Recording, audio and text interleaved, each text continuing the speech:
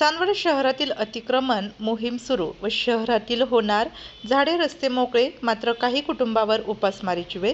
चांदवड शहरातील बाजारपेठ परिसरात नगर परिषद प्रशासनाच्या वतीने अतिक्रमण निर्मूलनाची मोहीम राबवण्यात आली असून शहरात नगर परिषद मालकीच्या जागेवर करण्यात आलेली अनधिकृत बांधकामे, फेरीवाले व इतर अतिक्रमणे हटवण्यात आली आहे.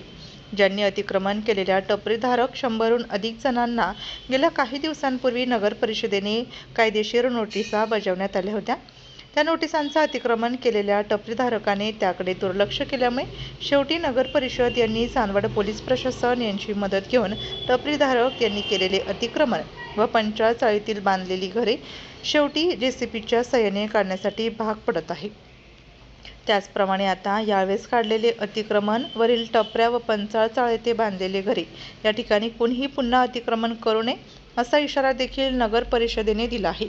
या अतिक्रमणाची कारवाई चांदवड मुख्याधिकारी दिनेश शिनारे व चांदवड पोलीस निरीक्षक कैलास वाघ, पोलीस कर्मचारी व बांधकाम अभियंता भालचंद्र क्षीरसागर तसेच नगर परिषदेचे कर्मचारी यांनी ही कारवाई करून पार पाडले.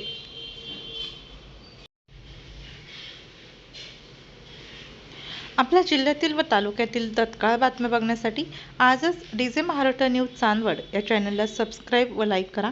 तसेच प्रत्येक ठिकाणी अनुभवी प्रतिनिधी नेमणे आहे.